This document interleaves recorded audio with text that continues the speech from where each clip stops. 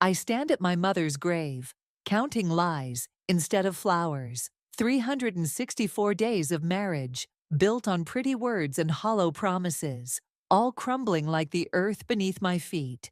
The roses in my hands are starting to wilt, just like everything else Lucas touches. My name is Bailey, and I used to believe in fairy tales. Now I know better. Darling, we should head back to the house. Lucas's hand settles on my shoulder, warm and possessive. Your mother wouldn't want you standing out here all day. The laugh that bubbles up tastes bitter. Funny how everyone suddenly knows exactly what my mother would want. I shrug off his touch, watching his reflection in the polished granite. He's wearing the perfect grieving son-in-law expression, but his eyes keep darting toward the parking lot, where his mother waits in her Mercedes. Helen's prepared a lovely reception, he says, as if reading my thoughts. Everyone's waiting. Of course they are. Helen Evans never misses an opportunity to play the gracious matriarch, especially now that there's a business empire up for grabs. I've seen the way she circles my mother's legacy like a vulture, dropping hints about helping me manage the company, about how overwhelming it must all be. I need a minute, I tell Lucas, and he retreats with practiced understanding, always so careful to play his part in public.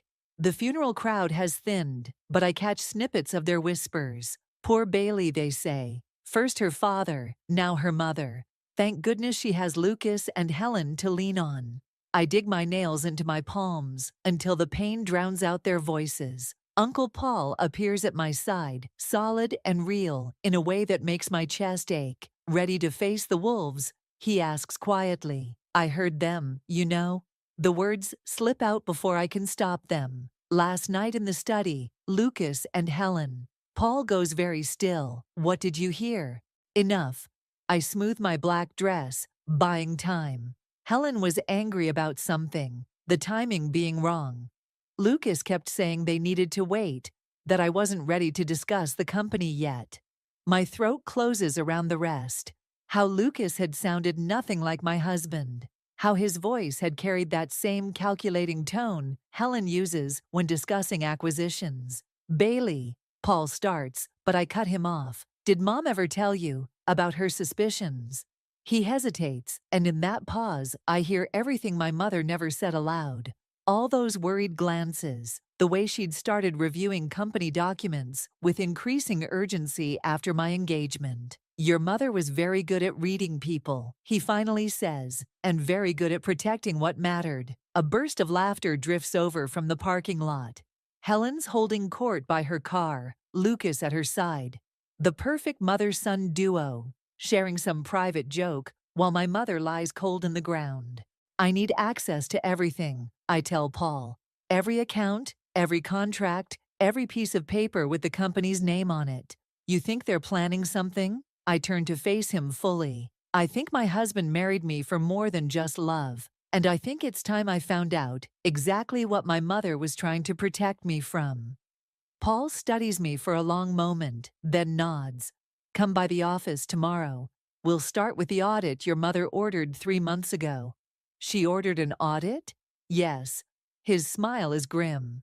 And made me promise not to tell anyone until until now. I look back at Lucas and Helen, their heads bent together in consultation. My mother's final gift wasn't just the company, it was a warning. Tomorrow then, I say, straightening my spine. It's time to see what my loving family's been hiding. The audit files spread across Paul's desk like a map of betrayal. Every highlighted transaction, every questionable transfer tells its own story. My coffee grows cold as I trace the pattern emerging from my mother's careful notes. She knew, I whisper, more to myself than to Paul. She knew, and she was building a case. Paul leans back in his chair, his face carved with shadows. Your mother started noticing discrepancies 6 months ago. Small amounts at first, then larger transfers. All perfectly documented, but what? The authorizations look legitimate. They have your signature. My stomach drops.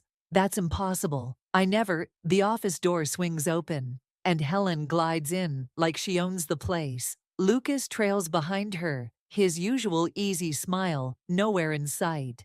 Bailey, darling, we've been looking everywhere for you. Helen's voice drips honey, but her eyes are sharp as she surveys the papers scattered across the desk. Shouldn't you be resting? It's only been 3 days since the funeral. I slide the most damning documents under a folder. Just getting my bearings, Helen. The company won't run itself. Oh, sweetheart.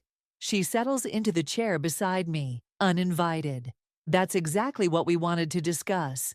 Lucas and I have been talking, and we think it might be best to consider selling. The room goes still. Even Paul stops pretending to organize his files. Selling. My voice sounds distant to my own ears. Lucas steps forward, hands spread, in what's meant to be a placating gesture. It's just, you're dealing with so much right now. The grief, the responsibility. Nobody expects you to shoulder this burden alone. Burden? The word tastes like acid. This company is my mother's legacy. Was. Helen corrects softly. Was her legacy. And now it's time to think about your future. Our future. She reaches for my hand, but I pull away. Bailey, Lucas tries again. Be reasonable. You've never even worked in corporate management. The board members answer to me now. I stand, needing the height advantage. And I'm not selling. Helen's mask slips for just a moment, something ugly flashing in her eyes. You're being emotional. This is business. No, I say. This is family, and you're not it. Lucas flinches like I've slapped him. Good. I think. Paul interrupts smoothly. We should table this discussion until Bailey's had time to review all the necessary documentation. Legal requirements, you understand. Helen rises, straightening her designer jacket. Of course, we only want what's best for Bailey. She pauses at the door. Oh, and darling, don't forget the charity gala tomorrow night. The board members will all be there, and appearances are so important right now. After they leave, I sink back into my chair, hands shaking. Well, Paul says quietly, that confirms it. They're after the company, have been all along. I pull out my phone, scrolling through photos until I find what I'm looking for. A picture from last year's Christmas party. Look at this. Helen, talking to James Morton from the board. 6 months before Lucas and I even met. Paul leans in. Could be coincidence. Like these forged signatures? Like the fact that Lucas proposed right after Mom's diagnosis. I laugh, and it sounds hollow even to me. Some coincidences feel an awful lot like conspiracy. My phone buzzes. A text from Chloe. Found something. Meet me at the usual spot. ASAP. I gather the audit files, my mind already racing ahead. I need copies of everything. And Paul? Don't let anyone else access these records, especially not Lucas or Helen. Bailey. Paul's voice stops me at the door. Your mother, she wanted to protect you from this. From them. I know. I think of Helen's perfectly manicured hands, reaching for my mother's company, of Lucas's practiced concerned expression. But she's not here to fight them anymore. I am. The elevator doors close on Paul's worried face, and I check my phone again. Whatever Chloe's found, I hope it's enough to start dismantling the careful web of lies my husband and his mother have woven around me. Because tomorrow night at the gala, I'm done playing the grieving daughter they can manipulate. It's time to show them exactly whose daughter I really am. Chloe's hands tremble as she slides the USB drive across the coffee shop table. You need to see this now. Her voice carries none of its usual warmth. I had to call in 3 favors to get these bank records. I plug the drive into my laptop, and my world shifts on its axis. Transaction after transaction, all perfectly disguised as legitimate business expenses, flowing from company accounts into a maze of offshore holdings. At the center of it all, a familiar name. Evans Investment Group. There's more, Chloe says, tapping the screen. Look at the dates. The first transfer was made 2 weeks before Lucas asked me to marry him. The most recent, yesterday. My coffee cup shatters against the floor. Several patrons turn to stare, but I barely notice. How much? Total? Almost 4 million. Chloe reaches for my hand. Bailey, there's something else. I found emails between Helen and Lucas from before you met. They They planned everything. The walls of the coffee shop seemed to close in. I remember Lucas's first accidental meeting at my mother's charity event. How smoothly he'd worked his way into my life, into my heart. My phone buzzes. Lucas calling again. I silence it, but not before noticing 6 missed calls from Helen. I have to go to the office, I say, standing abruptly. The gala preparations. Screw the gala. Chloe's voice cuts through my haze. You need to call the police. Not yet. The clarity of that decision surprises me. I need to hear him say it. The drive to the office passes in a blur. When I arrive, Lucas is waiting in my office, looking perfectly at ease behind her desk. Where have you been? He stands, coming around to kiss me, but I step back. Helen's been trying to reach you about the gala arrangements. $4 million. He freezes. What? That's how much you and Helen have stolen so far. My voice sounds strange, detached. Was that the price tag on our marriage?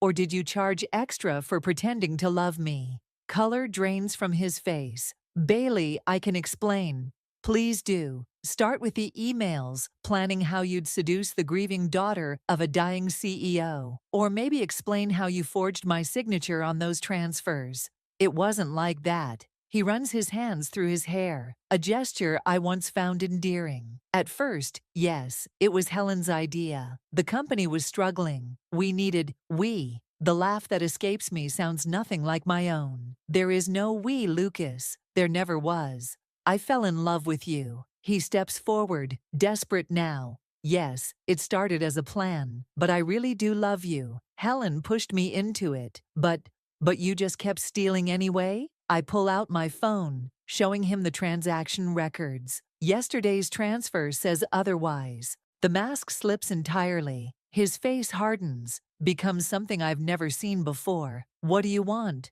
The truth. For once, he laughs. Ugly and sharp. Fine. The truth? You were an easy mark. Daddy dead, mommy dying. So desperate for someone to love you that you never questioned anything. Helen said you'd be simple to handle, and she was right. Each word lands like a physical blow, but I force myself to stand straight. And now, his smile turns cruel. Now you're going to sign over controlling interest in the company, or Helen will make sure everyone knows about your mental breakdown after your mother's death. How you've been making irrational accusations, becoming paranoid. The board already thinks you're unstable. It won't take much to convince them. I reach for my desk phone, hitting the speaker button. Did you get all that, Paul? Lucas whirls around. Paul stands in the doorway, phone in hand, recording. Behind him, Helen's face has gone chalk white. Every word, Paul says quietly. Lucas lunges for the phone, but I'm already backing away, watching their carefully constructed world begin to crumble. Bailey, Helen starts, but I cut her off. The police are on their way. I suggest you both start practicing your explanations. I walk past them, head high. Oh, and Helen, don't worry about the gala. I'll make sure to tell everyone exactly why you couldn't attend. The police interview room feels smaller with each passing hour. Detective Martinez slides another photo across the table. Surveillance footage of Helen entering the company building late at night, 3 weeks before my mother's death. Mrs. Evans claims she had your authorization, Martinez says. Says you've been making rash decisions since your mother's diagnosis. My fingernails dig into my palms. And you believe her? What I believe doesn't matter. What matters is the board meeting she's called for tomorrow morning. The words hit like ice water. Paul bursts through the door before I can respond. Bailey, don't say another word. Detective, this interview is over. Outside, the evening air does nothing to clear my head. Paul grips my elbow, steering me toward his car. Helen's been busy. She's convinced 3 board members you're emotionally unstable. She can't. She already has. The emergency meeting is to vote on temporary leadership during your recovery period. His voice hardens. They're going to try to force you out. My phone chirps. A text from Lucas. It doesn't have to be this way. Meet me at home, please. Home. The word tastes like ash now. I need to get something from the house, I tell Paul. He starts to protest, but I cut him off. I know what I'm doing. The house is dark when I arrive, except for my mother's study. Lucas waits there, looking perfectly at ease in the room where I first kissed him, where he proposed, where my mother. You're sitting in her chair, I say. He doesn't move. Bailey, you're making this harder than it needs to be. Helen's offering a generous settlement. Walk away now. Keep your dignity intact. My dignity. Something burns behind my eyes. You married me for money, stole from my family, and now you're threatening my dignity. I'm trying to protect you. He stands, agitated. You think you know everything? Your mother wasn't the saint you imagine. Ask yourself why she really ordered that audit, why she was meeting with corporate raiders behind closed doors. The room tilts slightly. What are you talking about? She was selling pieces of the company in secret. Helen found out, tried to stop her. Everything we did was to save this company from your mother's mistakes. I moved to my mother's desk, running my fingers along the wooden edge. You're lying. Check the safe. Behind the painting. The proof's all there. My hand freezes on the desk. How do you know about the safe? Lucas's face changes, just for a moment. A flash of something ugly, before the mask slips back into place. Because, a new voice says, I told him. Helen stands in the doorway, elegant as ever in her designer suit. Your mother got sloppy near the end. Started keeping records of her little side deals. We couldn't let her destroy everything we'd built. We?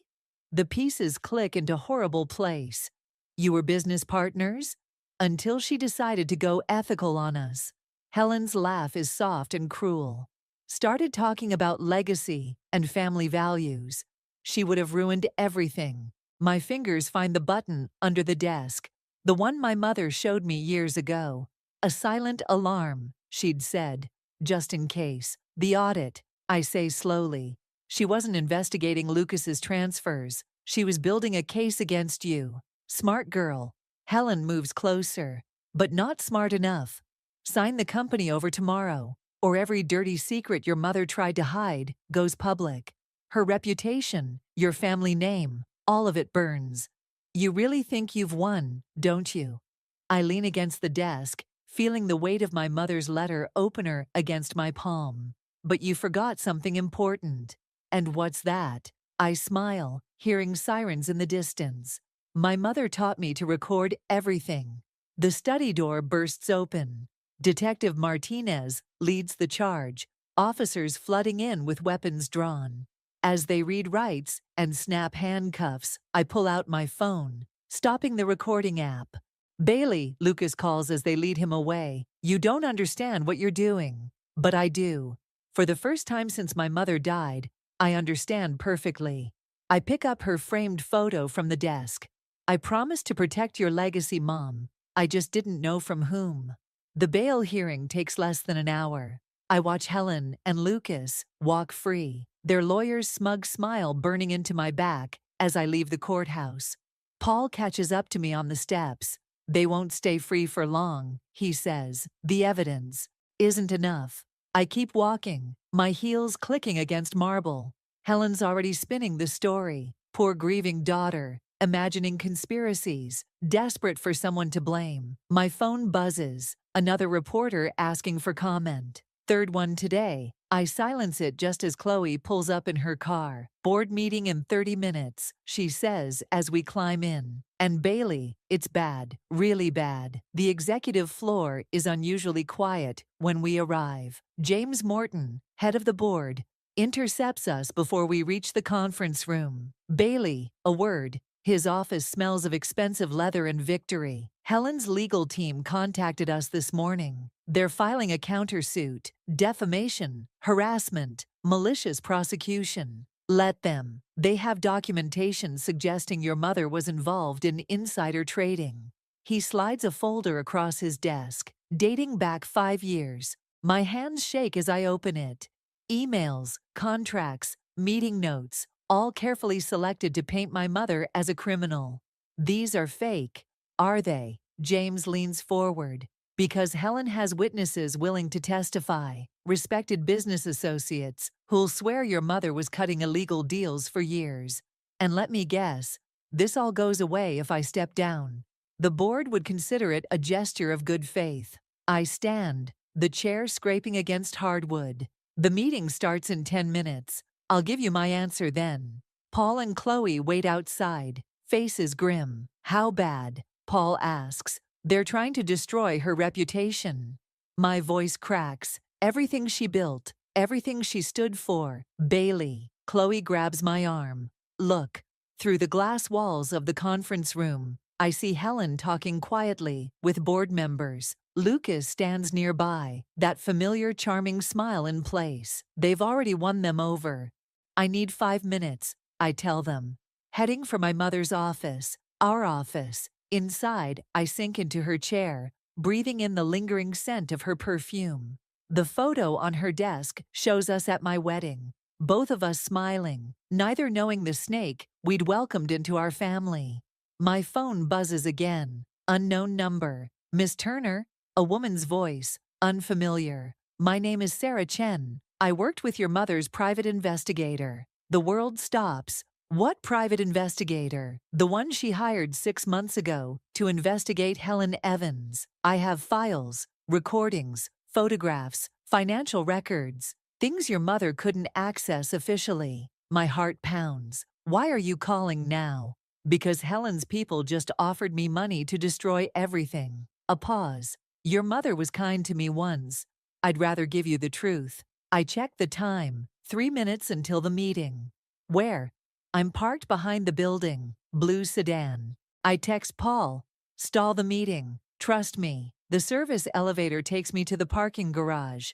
A middle-aged Asian woman stands beside a blue car, holding a thick envelope. Your mother knew, she says, handing it over, about Helen's past companies, the bankruptcies, the fraud charges that disappeared. She was building a case, but she ran out of time. Inside the envelope, I find what I need. Proof of Helen's pattern, her history of corporate takeovers and destroyed lives, and something else. Surveillance photos of Helen meeting with my mother's doctors weeks before her condition suddenly worsened. There's more, Sarah says softly, about your mother's last days. Cold certainty settles in my chest. Send everything to this address. I hand her my lawyer's card. And Sarah, thank you. The elevator feels different going up. I'm my mother's daughter, after all, and it's time to show Helen Evans exactly what that means. I walk into the board meeting, 10 minutes late, Helen's smirk fading as she sees my face. I don't look at the board members, or Paul, or even Lucas. I look straight at her as I set the envelope on the table. So, I say quietly, shall we discuss my mother's last days, Helen? The surveillance photos scatter across the boardroom table like playing cards. Helen's face remains composed, but her knuckles whiten around her water glass. These meetings with Dr. Richards, I say, my voice steady despite the rage burning in my chest. They happened 2 weeks before my mother's condition suddenly deteriorated. Lucas starts to stand. Bailey, you can't possibly. Sit down. The command comes from James Morton, his earlier smugness replaced by something harder. Mrs. Evans, explain these photographs. Helen's laugh sounds brittle. Really, Bailey? Accusing me of what? Murder. This is exactly the kind of unstable behavior we've been concerned about. I slide another document forward. Dr. Richards made a very large deposit the day after my mother's death. The money came from one of your shell companies. The room goes deadly quiet. Paul moves closer to the door, blocking it. Helen's lawyer whispers urgently in her ear, but she waves him off. You want to play this game? Her voice drops to a whisper. Fine. Your mother was weak, sentimental. She was going to destroy everything we'd built, expose our arrangements with overseas investors. I simply accelerated the inevitable. Helen! Lucas looks horrified, but I see the calculation behind his shock. Always performing, even now. Oh, stop pretending, darling. Helen's mask finally slips completely. You knew exactly what was happening. Why do you think I had you marry her so quickly? We needed control before she died. And you played your part perfectly. The board members shift uncomfortably. James Morton reaches for his phone, but Helen's next words freeze everyone in place. Bailey, dear, you have exactly 30 seconds to withdraw these accusations and resign, or the world learns how your father really died 10 years ago. The air leaves my lungs. What? Your mother's hands weren't entirely clean. That car accident, insurance fraud gone wrong. I have proof, documents, witness statements, everything. Your precious legacy dies today, one way or another. My carefully constructed plan crumbles. I see the board members' expressions changing, doubt creeping in. Even Paul looks uncertain. Time's up, Helen says softly. What's it going to be? Lucas moves to my side, touching my arm. Bailey, please, think about what you're doing. Some things should stay buried. I look at his hand on my arm. The wedding ring I once thought meant something. Behind him, Helen's triumphant smile grows. They've orchestrated everything. From the beginning. My marriage, my mother's death, maybe even my father's. Every choice I thought was mine was just another move in their game. You're right, I whisper. Some things should stay buried. I reach for the resignation letter James prepared earlier. Helen relaxes slightly, victory in her eyes. Instead of signing, I pull out my phone and press play. Helen's voice fills the room. You knew exactly what was happening. Why do you think I had you marry her so quickly? We needed control before she died. No. Helen lunges for the phone, but Paul catches her arm. That's not all, I say, my voice shaking. The police are executing search warrants right now. Your home, your office, Dr. Richard's clinic. And every board member here will receive copies of my mother's complete investigation files within the hour. You'll destroy everything, Lucas warns. Every reputation, every relationship. You already did that. I turn to the board.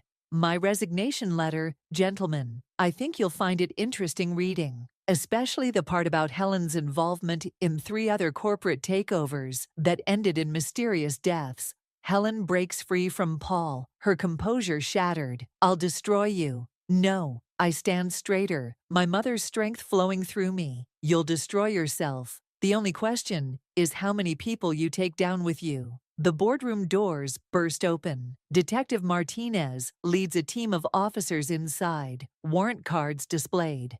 Helen Evans, Lucas Evans, you're under arrest for conspiracy and corporate fraud. Martinez pauses. Among other charges. As they're led away, Helen's threats echo through the hallway, but I don't move, don't speak. I stand at the head of my mother's table, in my mother's company, and let the weight of victory settle over me like a shroud. Some things should stay buried, but some truths demand to be heard, no matter the cost. The courthouse steps swarm with reporters as Helen and Lucas arrive for their arraignment. I watch from across the street, Chloe's hand steady on my arm. Even now, they play their parts perfectly. Helen dignified in designer black, Lucas appropriately somber. Ready?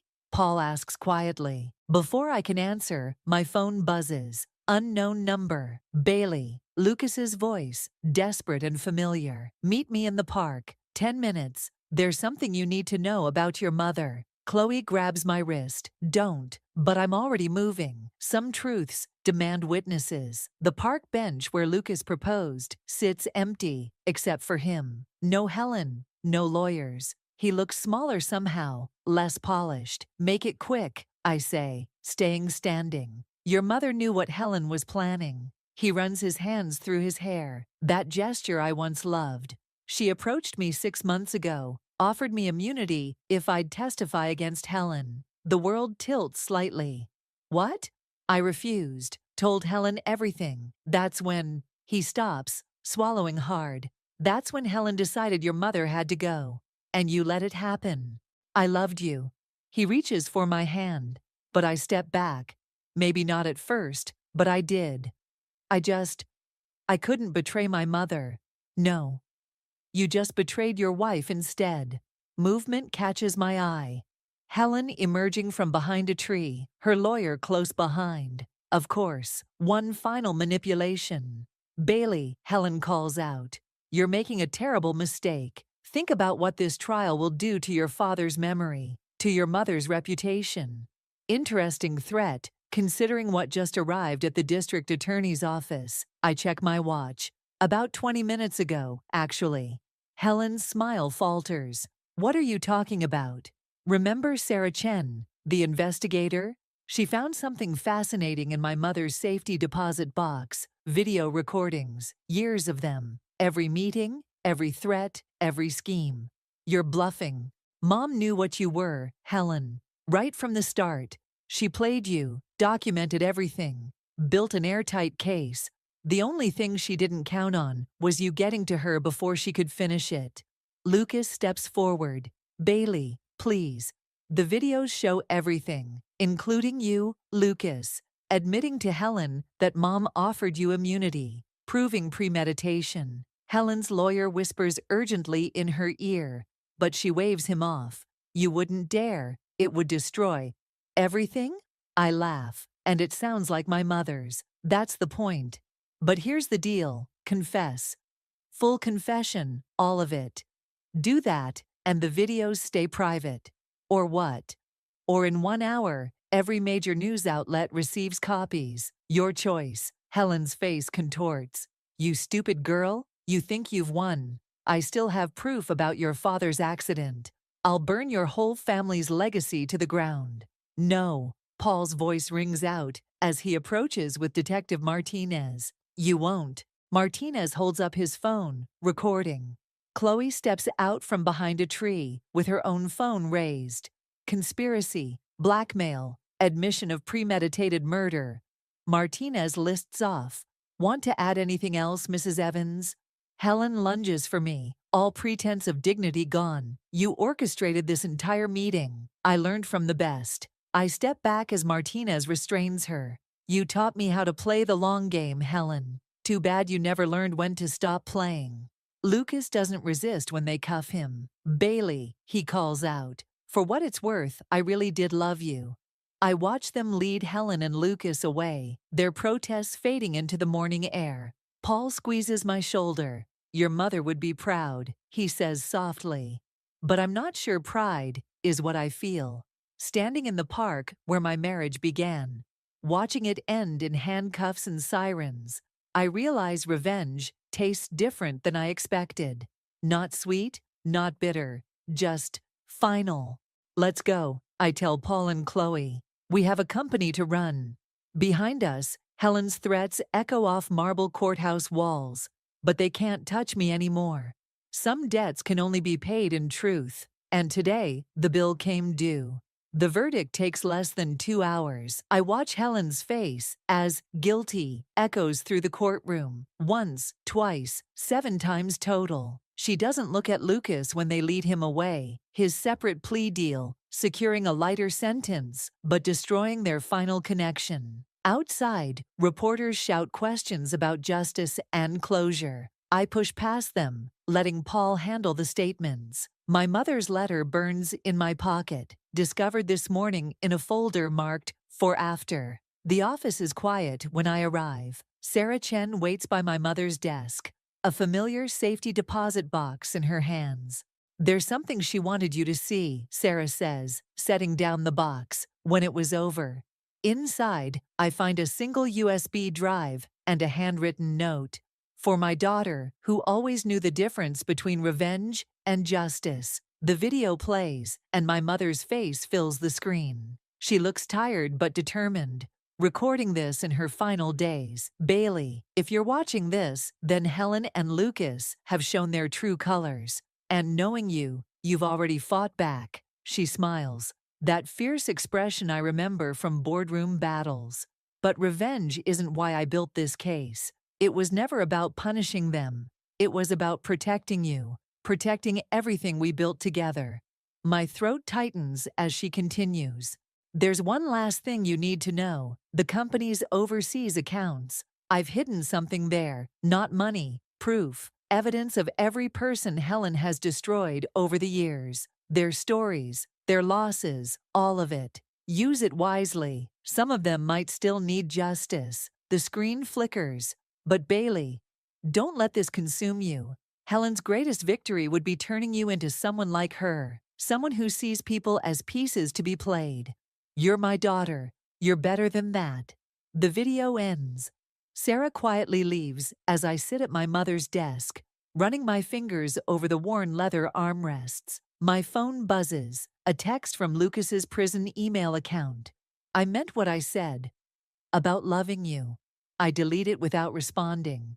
Some wounds don't need closure. They just need to heal. Chloe appears in the doorway. The board's waiting. They want to discuss the company's direction. Tell them 5 minutes. Alone again, I open my mother's last drawer, the one I've avoided since her death. Inside, photos spill out. My father teaching me to ride a bike. My mother at my college graduation. Family moments that Helen tried to taint but couldn't touch. The last photo shows my mother and me in her office, both laughing at some forgotten joke. On the back, she'd written, "Remember who you are." I pin it to the wall next to the company's mission statement. Then I pull out my phone and dial a number I've been holding on to. "Mrs. Rodriguez, this is Bailey Turner. I found evidence about how Helen Evans destroyed your family's business. I'd like to help make it right, because that's the thing about legacies. They're not just what we inherit, but what we choose to do with them." I grab my briefcase and head to the boardroom, leaving my mother's office door open. Through the windows, sunlight streams across the desk where Helen once plotted, where Lucas once lied, where my mother built something worth protecting. Paul meets me halfway. "Ready?" "Almost." I pause, looking back at my mother's photo. You know, she never wanted revenge. She wanted justice, not just for us, but for everyone Helen hurt. And now we finish what she started. I straighten my jacket, feeling the weight of her letter against my heart. But this time, we do it my way. The boardroom doors open, and I step through, leaving revenge behind and carrying justice forward. Because some legacies aren't about getting even. They're about making things right. And that's a story worth telling. Telling. Telling. Telling. Telling.